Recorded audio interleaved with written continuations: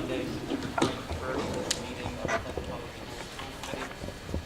Meeting is being held both in person and remotely in accordance with the Governor of Massachusetts.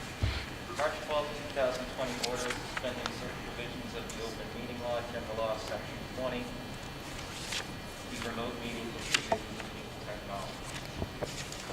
We have a motion to approve the bills. So moved. Okay, how about I'll it? second.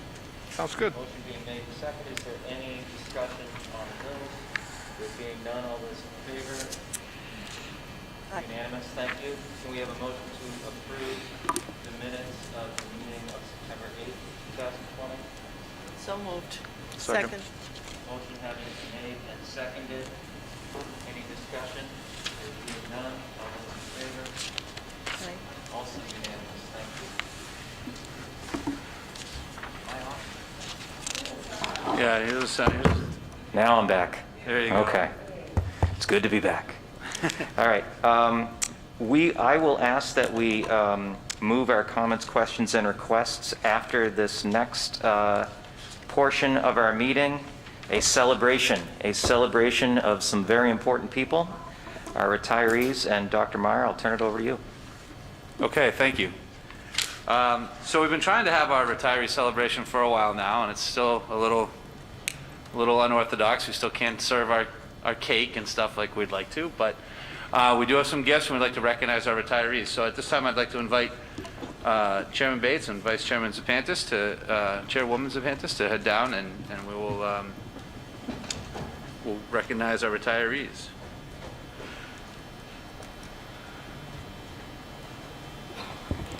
So what we'd like to do is when we call your name, if you could come down, there's a little black mat right there in front of the camera. You can grab your gift from the table, kind of turn and face the camera. I'll read a little something, and then we'll get a good photo op, and it'll be good. And we'll clap. All right. So tonight we'll be recognizing the retiring members of the Clinton Public School family for their years of service to the students of Clinton. We have 8 staff members to recognize this year. 3 of those members were unable to attend, so I want to acknowledge them now. Joyce France, Certified Occupational Therapist Assistant. It was in the district for 10 years. Pam Jones, Instructional Assistant at Clinton Middle School and Clinton Elementary School, 19 years.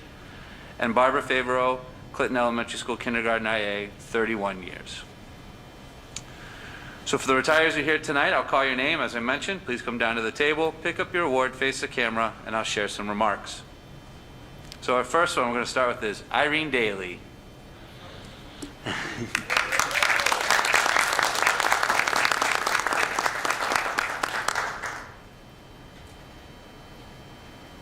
get the certificate and the award, or the...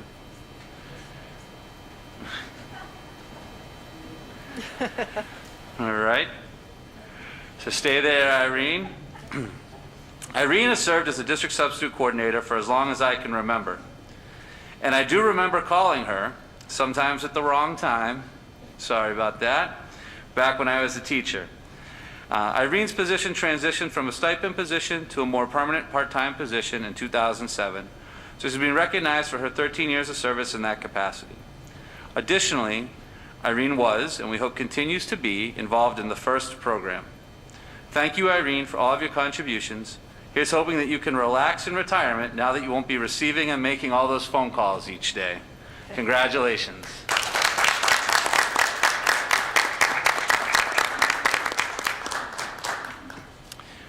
Our next retiree is Joanne Brodmerkel.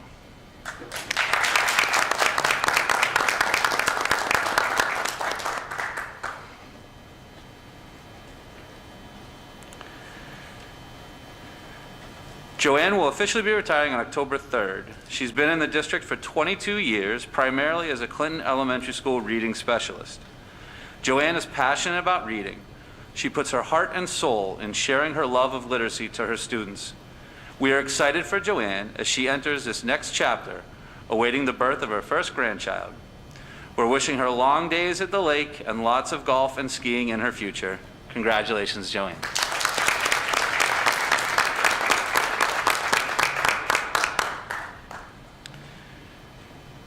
Next, we'd like to recognize Jane Fitzgerald.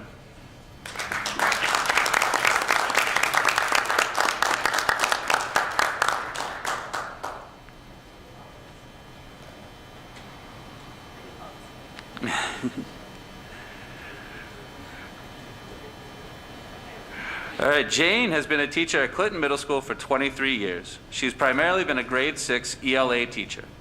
Teaching was actually Jane's second career. She came to CMS after working at Digital. Jane was a Nature's Classroom advisor, and she enjoyed organizing and attending that trip with the students. Now that she's retired, we expect Jane will have more time to spend up in Maine, where she likes to travel. Congratulations, Jane.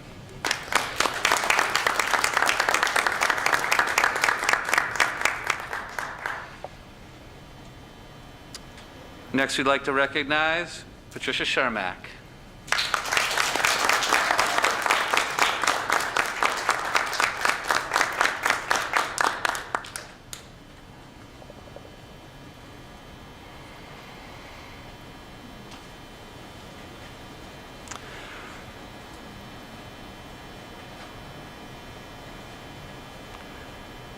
Tricia has been in the district for 39 years. Throughout that time, she's been a dedicated kindergarten teacher. She loves her students and her school community. Tricia has a talent like no other when it comes to decorating. She always volunteered to decorate for any event, and it looked like it could be right out of a magazine every single time. We are thankful to Tricia and for her years of service and wish her well in the future. Congratulations, Tricia.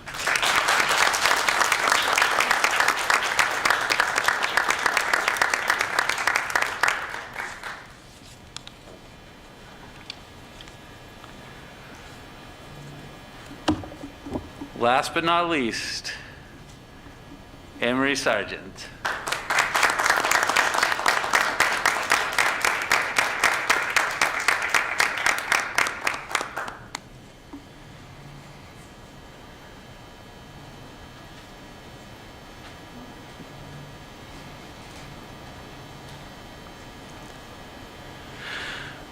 Anne-Marie has served Clinton Public Schools in a variety of roles for the last 36 years. She started her career as a special education teacher, working primarily in 6th grade math. As her career progressed, Anne-Marie became the math department chair, the assistant principal, and finally the principal of Clinton Middle School. Anne-Marie loved to help organize activities to bring the students, staff, and community together. Things like the PBIS program, the Harvest Festival, Student of the Month, the student faculty basketball games. These were all the types of activities and programs that Anne-Marie loved. Also, did I mention that Anne-Marie loves to bake? I never had to worry about food for an admin meeting because I knew that Anne-Marie would always show up with some delicious treat she made herself. I know in her retirement that Anne-Marie is looking forward to spending more time traveling to see her daughter. Thank you, Anne-Marie, for all your contributions to Clinton Public Schools. Congratulations.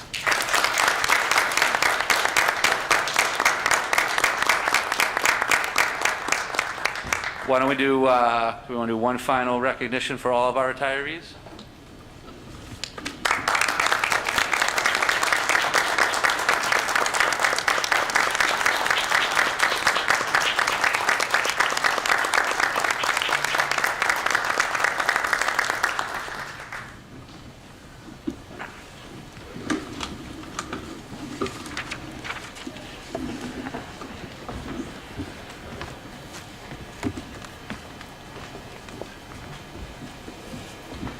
I don't know if you want to invite the retirees to, they're more than welcome to go take pictures in the lobby. While you are certainly absolutely welcome to stay for the business portion of the meeting, we will not be offended in the least if you would like to take your leave of us.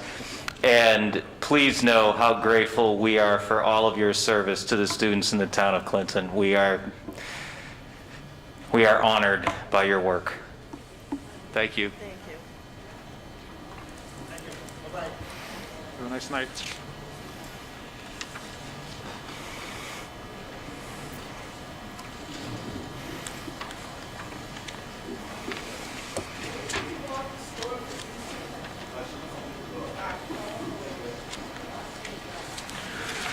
All right.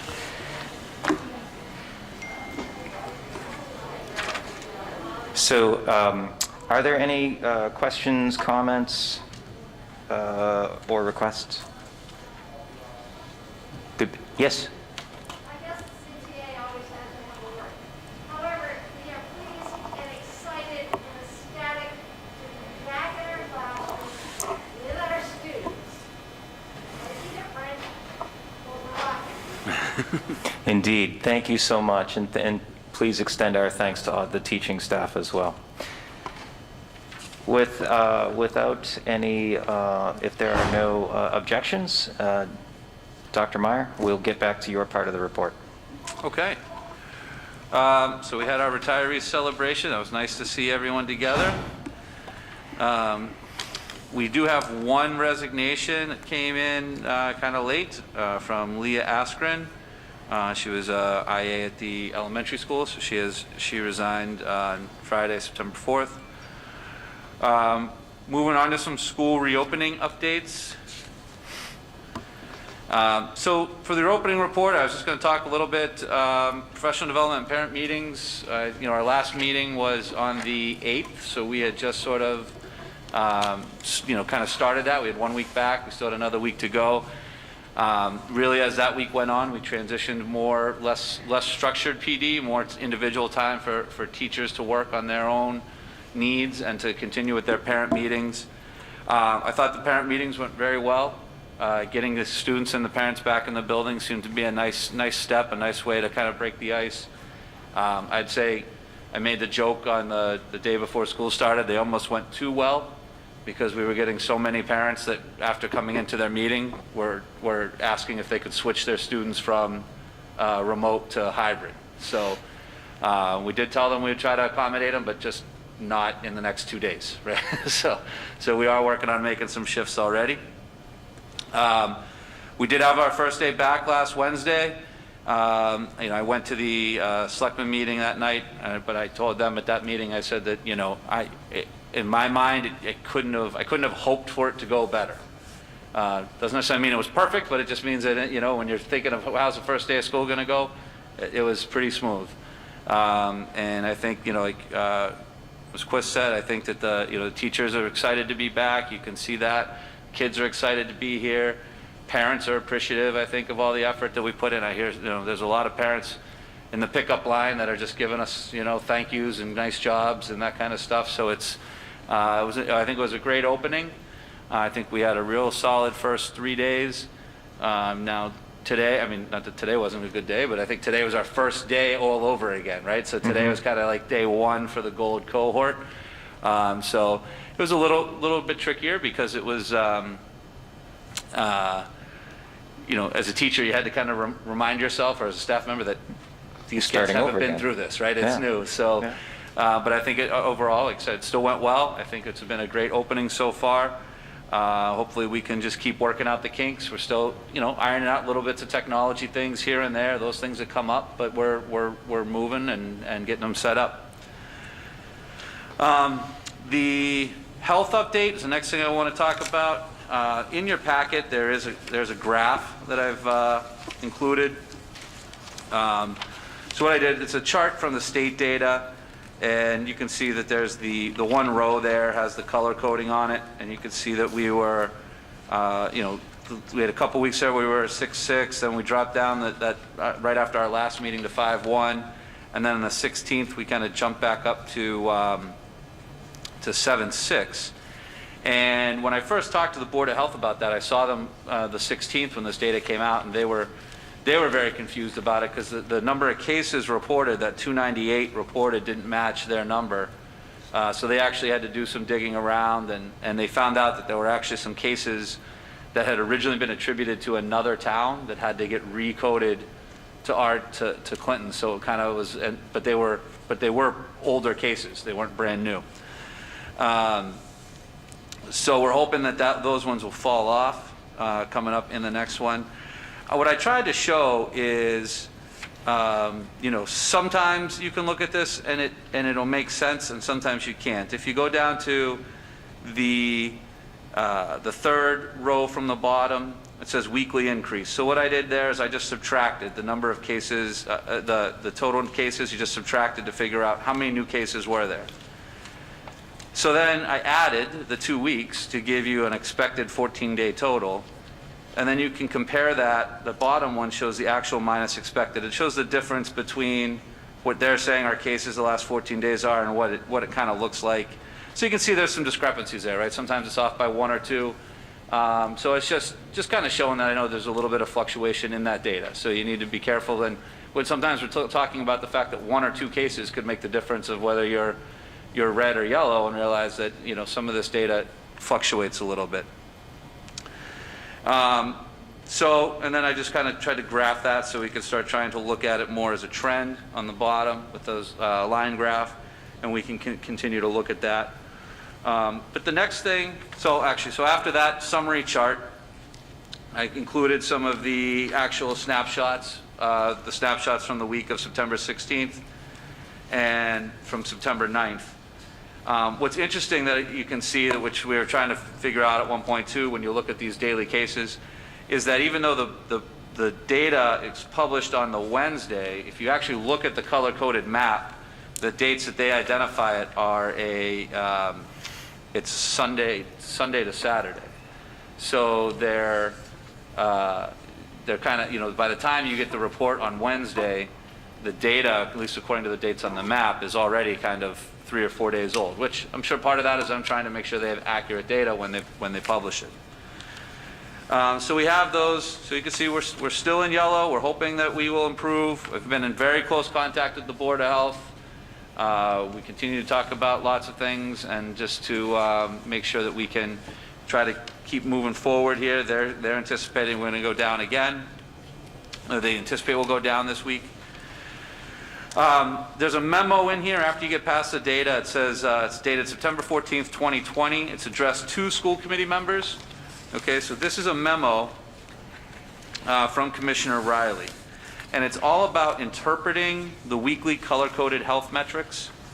And one of the big things, if you kind of jump down to the bolded one and kind of that second main paragraph there, it says, with each weekly update of the color-coded health metrics, we have seen municipalities falling in and out of red and or yellow designation. For this reason, it is critically important that school districts do not make decisions based on a single report from the DPH. Instead, I recommend that school districts wait for color changes in either direction for 3 consecutive weekly reports before considering a change to an instructional model, for example, from remote to hybrid or in-person. So essentially, even though I know we're getting closer to that, you know, we are at 7.6, you know, you're potentially 1 or 2 cases away if that data didn't improve of going red. What the state is saying is they want you to really look at like 3 weeks of data and not make these snap decisions. It could be, like I said, based on just 1 or 2 cases. Now, I know Mr. Bailey and Mr. Varakis, like you guys probably got invitations to the safety committee meeting that we scheduled for this Thursday. And part of that is just because I want to make sure that we'll have the data that will be released on Wednesday, and then I want us to be able to meet as a safety committee on Thursday in case it does go into the red. You know, I don't think it's a cause for us to have to shut down immediately given this guidance, but it's something that I do think we'd want to make sure that we are talking to the Board of Health about to make sure that nothing has changed. Right now, as far as I know, they're not saying that there's any threat of community spread or so it's like a large outbreak.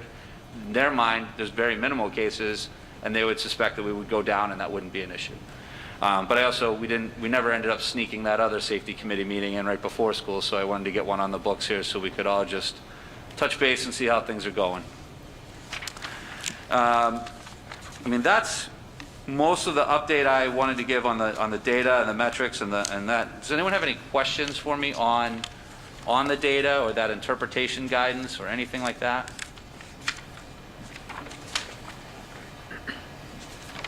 Okay. So the only other thing, the Board of Selectmen meeting, I went to the Board of Selectmen on the 16th. We were able to talk. It was actually kind of, I think it was technically a joint meeting with the Board of Selectmen and the Board of Health. And I just gave them an update on the first day of school, shared with them the newsletter that we had, I brought them hard copies of the newsletter that we sent out on Friday prior to that, so they could see some of the pictures of the things that we've done and see and learn about, you know, free lunches and the sports season and all that kind of stuff. So that went well. Athletics is our athletics is starting, right? They started last Friday, mostly with meetings, and I know today there's a lot of pictures I saw posted on Facebook of our various practices with the kids doing the the students doing drills with their masks on or warming up with their social distancing and doing those types of things. That was great. One topic that did come up at the Board of Selectmen meeting kind of pertaining to athletics was the idea of the students who might be participating in sports that are like out of state. So sports that might not be, might not be able to participate in Massachusetts, but you can participate in other states, and students who might be joining teams to go do that, and how that could potentially lead to any increase in our local numbers and could have an impact on what we can do here in Clinton. So I was kind of asked about that question. I think the main thing I just said is I hope no matter what people are doing, that they're trying to be smart, following the directions that they can follow.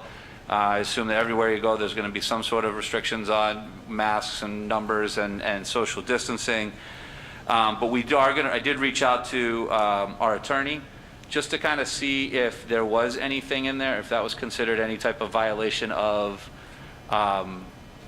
almost like a quarantine type policy. Because if it's something that the state says you can't do here, but you're going to another state to do it, is that sort of circumventing, the travel policy kind of in a way, or any other COVID restrictions. So I did reach out to our attorney just to say it. And like I said, we're not trying to set the selectmen meeting. It's all we can do to try to control everyone's behavior during the school day. I generally don't like to get into trying to police what people do on the weekends and in the afternoon. But we just hope that everyone is trying to be as safe as we can and understand that we're trying to keep our numbers low so that we can try to have a successful school year. So that's where we are on that. So like I said, I did send I have a call scheduled with Sharon Siegel tomorrow to kind of address her thoughts on that question, because she had to do a little research on it. And then once we kind of see what her recommendations are, I'll bring that back to the board.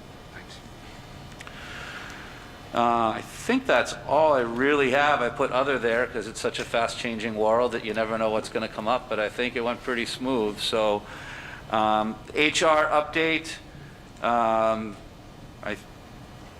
think we're pretty close, but we're kind of still in that limbo position. I tried making a few calls today to try to see where we were, but I think we're getting pretty close, but I don't want to divulge too much right now.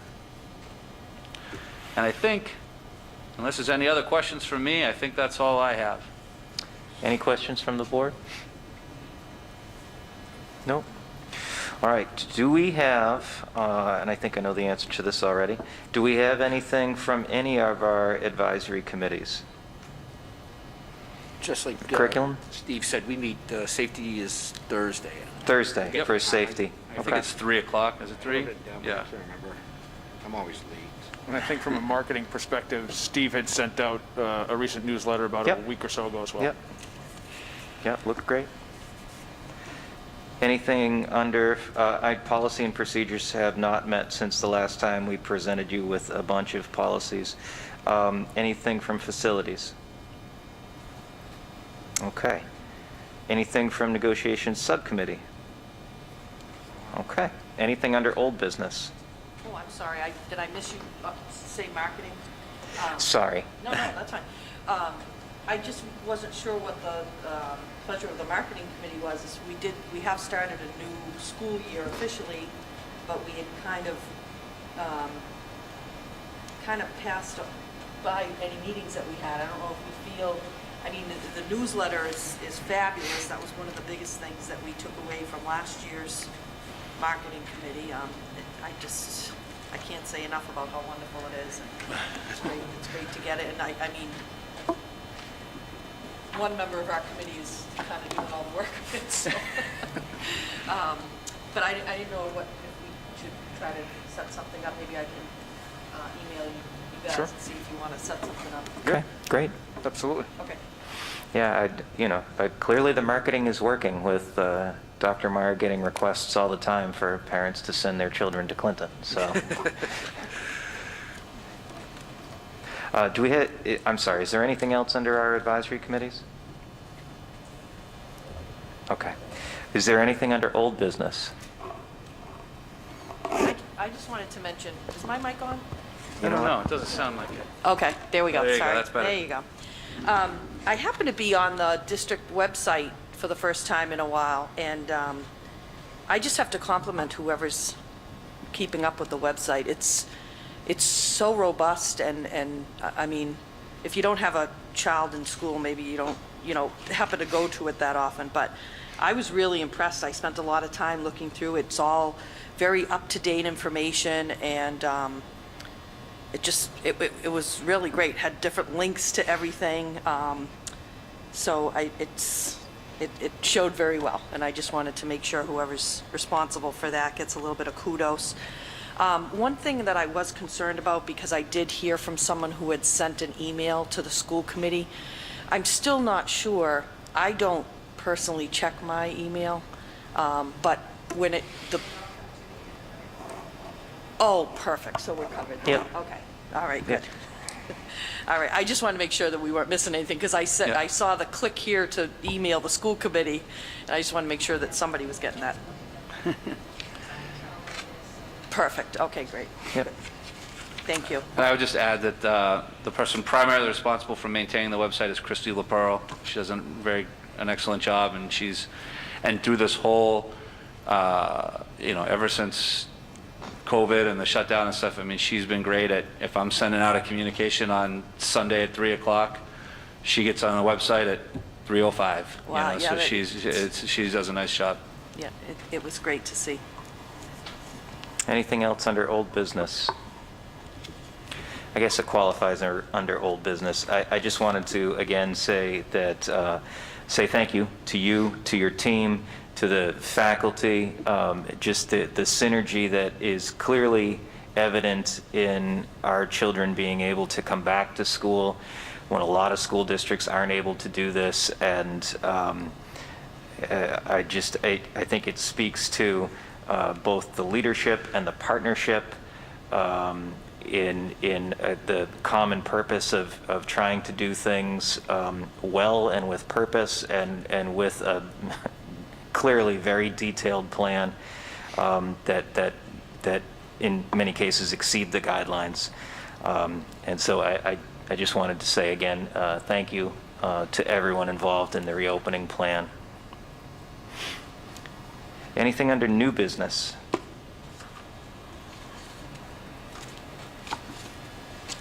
So I will say, I don't believe that MASC is having their annual conference this year. I don't think there's any way possible for them to do that.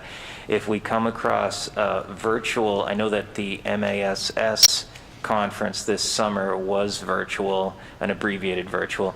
If between now and the next meeting, if there are offerings, I'll get those out to committee members if you want to take advantage of some of those things. Anything else under new business? Okay. So under Chapter 30A, Section 21 of Massachusetts General Law, the Open Meeting Law, the committee will enter into executive session to discuss contract negotiations with the superintendent and instructional assistants. The committee will not reconvene. How say you, Mr. Bailey? Brendan Bailey, aye. Tina Zapantis, aye. Matt Veracas, aye.